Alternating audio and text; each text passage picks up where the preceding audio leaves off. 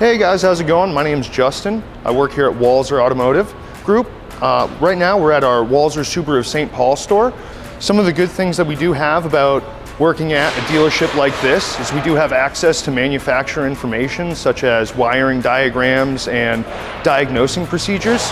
One of the great things we also have is access to the OEM parts, just to make sure that everything we do install is up to par with our manufacturer and what you as the customer expect to have. Some of the great things that we do have here are ASE as well as OEM certified technicians. So I know at some other shops you might run into accidentally draining your transmission fluid instead of your oil.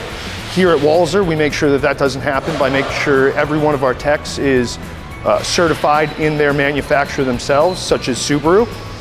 Some of the great things we do have access to is some state-of-the-art equipment just to make sure that the work done on your vehicle is done safe, as well as keeping your vehicle up to standards with what you would expect.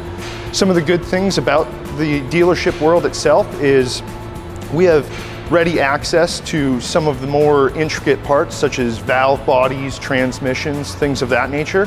Also, with our techs being experienced heavily on your brand specific, it does help us to be very more familiar and help out with the diagnosing procedure.